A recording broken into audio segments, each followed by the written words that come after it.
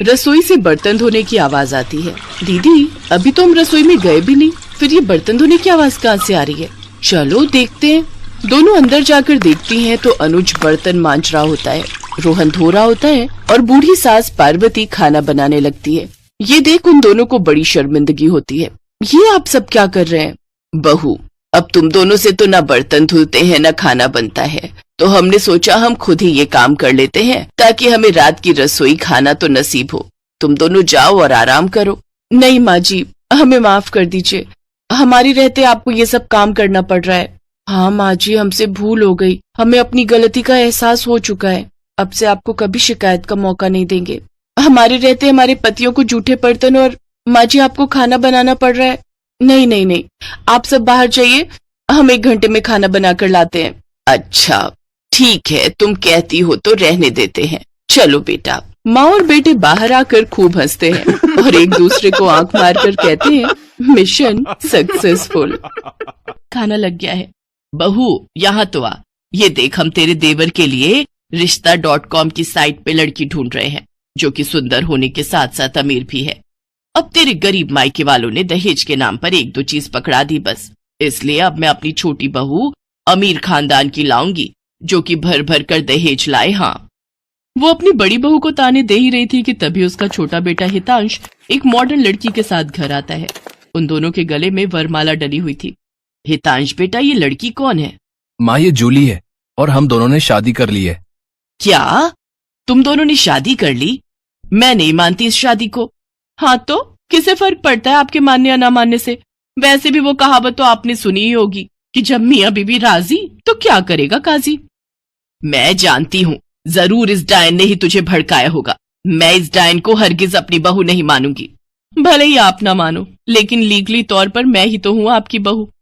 इसलिए अब जल्दी से जाइए और आरती की थाली लाकर मेरा गृह प्रवेश कीजिए।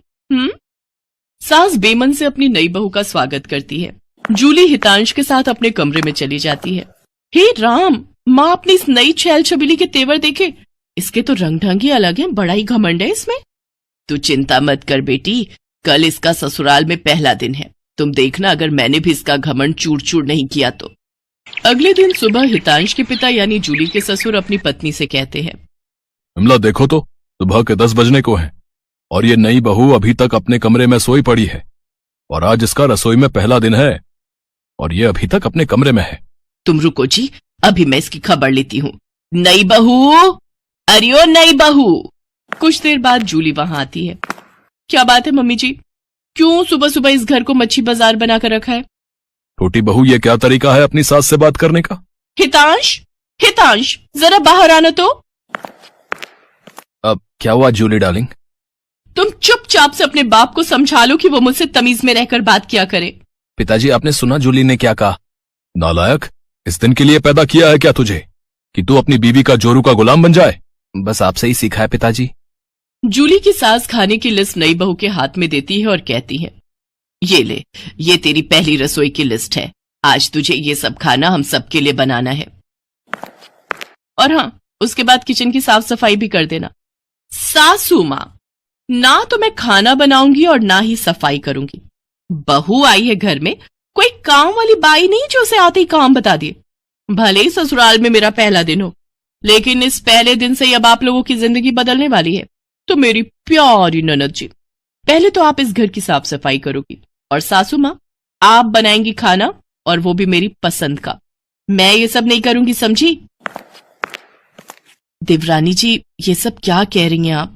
हम इस घर की बहू हैं और ससुराल वालों का ख्याल रखना हमारा फर्ज है।